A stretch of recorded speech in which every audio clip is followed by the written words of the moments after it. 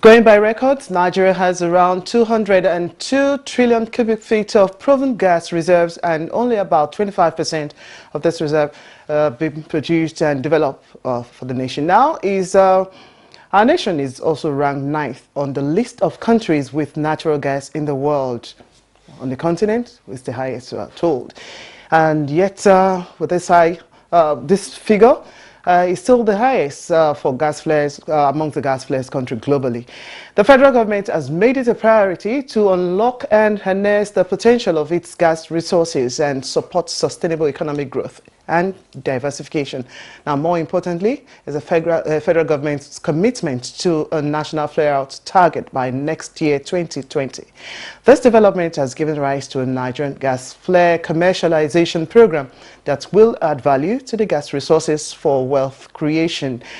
What is the situation with this project? Where are we, and how well are Nigerians ready to actually live up to this billing in terms of response? We'll attempt to find answers to these and more questions on Nigeria Today. My name is Blessing Abu. Welcome to the program.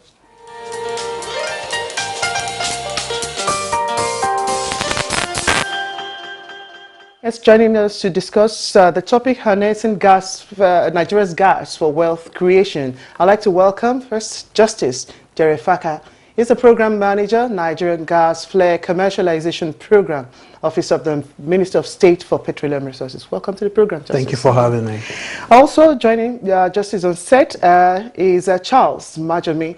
He's a Team Lead, Gas Portfolio, Facility for Oil Sector Transparency and Reform in Nigeria. FOSTA now is of the UK's Department for International Development, that's DFID, the partners to the Nigerian Gas Flare Commercialization Program. Okay, gentlemen, welcome once again. Now, do we say is gas time after a period of just being relegated as well, what people would describe as nuisance of the byproduct of petroleum crude. Now, to be fully recognized as an independent fiscal resource and also an industry on its own. Indeed. Very well. Okay, maybe I should just start to just give you some bit of an overview. Basically, just for the purpose of this discussion, we actually have more gas than crude oil in this country. And like you rightly mentioned, we are proven reserves around 200 trillion cubic feet of gas. And of course, unproven is around 600 trillion cubic feet of gas, which we have more in abundance than crude oil. Now, what the Nigerian Gas Flare Commercialization Program is seeking to achieve is that when oil and gas operators go look for crude oil, that is the gas that comes with the crude oil, commingled with the crude oil, if you like, which is called in the oil and gas parlance associated gas. Now, it is this gas that the oil companies, for some reason, because they don't have the economies of scale, they don't have use for it on site, or they don't have use for it for re-injection, and they have to flare. Failure to flare it for some reason will come over pressure and of course cause explosion. And then there is a regulation in this country that says gas flaring is not acceptable. But if you must flare, you make a flare penalty, which was until last year, 5th of July, was around 0.03 cents per 1,000 cubic feet of gas.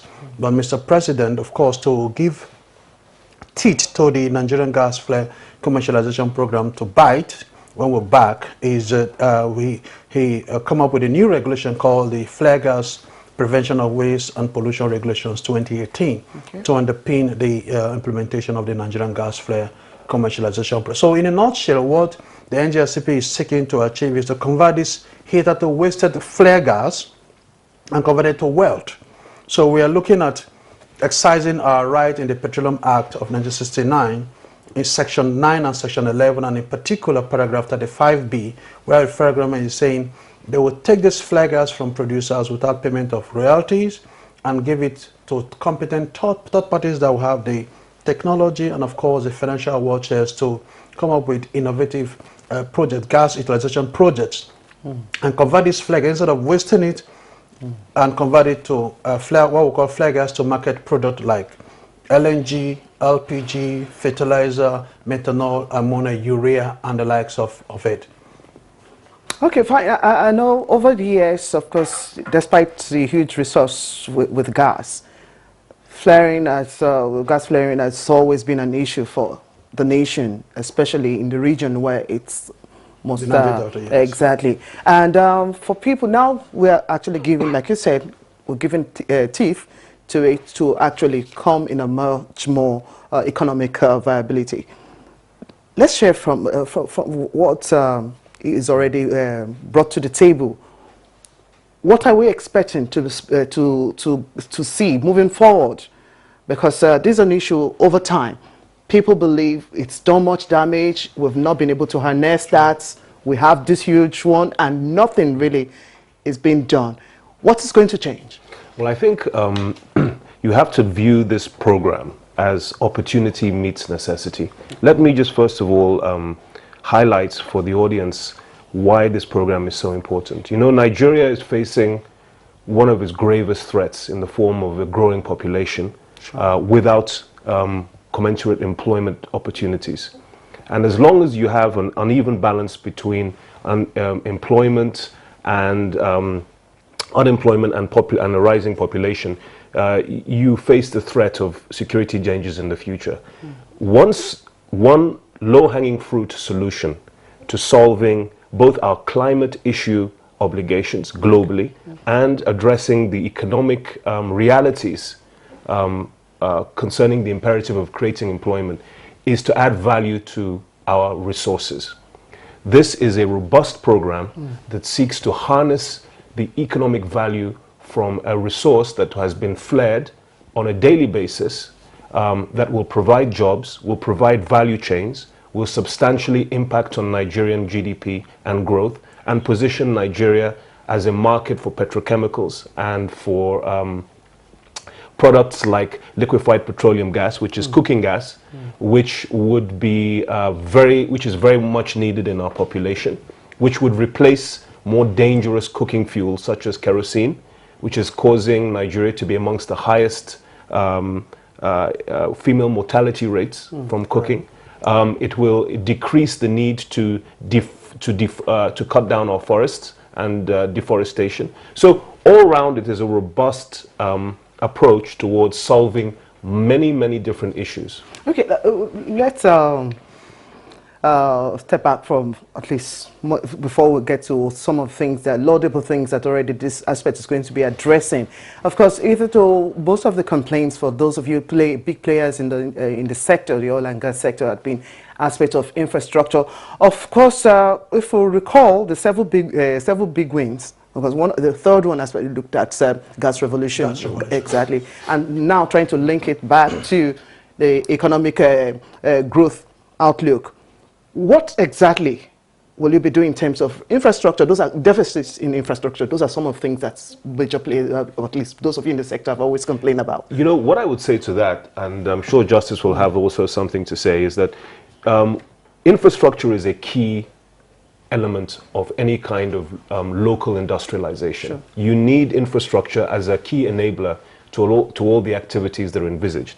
What's peculiar and what's very interesting about the gas flare commercialization program is that it seems that technology has caught up with us to a certain extent. So where before we needed very cumbersome and expensive pipelines to take the gas from the site, we now have virtual pipeline systems, which is basically a way of enhancing compression of gas in trucks, and you can actually take large quantities of gas that you would ordinarily have piped by that.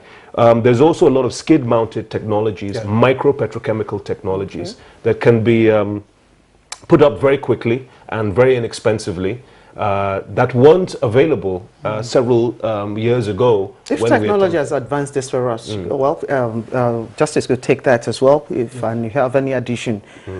What about the capacity on the ground, personnel, and also what other things that will man or at least advance this technology for us? Because we know issue with the pipeline, like you said already, we had issue of a pipeline breaking up and all of those ones, insecurity generally. So are you going to be addressing that through this project? Yes, we will. So before we what I like to say, before we left the train station, because the NGFCP train had left the station. So a lot of people that want to get on board need to do catch up with us. Okay. So even though we get to the next station, we won't stop. It will be moving at the slope, that you get on the board and they will move on.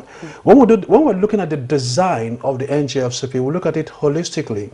So for once, during the design, the Ministry of Petroleum Resources, the Nigerian National Petroleum Corporation, and the Department of Petroleum Resources all sat down to say, let's address this issue once and for all. Why has it never been achieving the desired result? Now, I need to mention this. Over the years, we've recorded 70% decline in terms of gas flaring. We're number 2 some years back, but as today we're number 7 in the League of Gas Flare Nations. But we equally want relegation in that league. We want to get out of that league, which is what this is what the NGFCP is trying to achieve. So what we now try to do is that now, in 2001, we were flaring 50% of the associated gas we produce. But as of today, as of June 2019, it's around 11%. Okay. But the volume of gas we flare is still worrisome, on the extent that in a day we flare around over 800 million standard cubic feet of gas in a day, which is enough to double our power utilization, power generation in this country. In this country, what we use for power is around 750 million scoop of gas per day. And then for the domestic industry, it's around 450, which means we could triple that. So when we look at the design, we now found out that the top 50 flare sites, if they are looked at and harnessed, it will reduce our flare volume to around 80%. The remaining 20 are within very difficult and remote locations in the Niger Delta. But again, there is a solution to that. Now, we all know that pipeline is the most preferred method of transporting gas. So like Charles mentioned, over the world, there are technologies that are existing that are scalable, skid-mounted, plug-and-play kind of technology that you put on. You don't need a long stretch of pipelines to construct and go to those locations. Now, you talked about security. Yes. One thing we've looked at in the design of the NGFCP is that we are trying to bring in the projects that will come on board and the community, so that there will be co-creation and co-ownership of this project. So the communities have a stake in the project, in the sense that you don't see them going to disrupt the operations or vandalize the pipeline, because it is going to be return on investment into their pocket. So they wouldn't do that. So we couch the program in that sense that... do that. Say that again? We're hoping they wouldn't do that. Yeah, because I mean, if you build your house yourself, and then, or maybe you contributed and build it out with your friend and you are sharing the apartment, you want to go and take up the roof because it's part of your property. That's what we're trying to achieve with the NGFCP. So we're moving from, and of course, Charles will speak to what we call the conflict entrepreneurs. But I want to make sure that those people do not come to distort the progress of this NGFCP. So as part of our design, we found out that by the time we trigger a set of 50 to 60 projects in the next 1.5 to 2 years, we will generate around 300,000 direct and indirect jobs. Now, let me give you some numbers around the negative.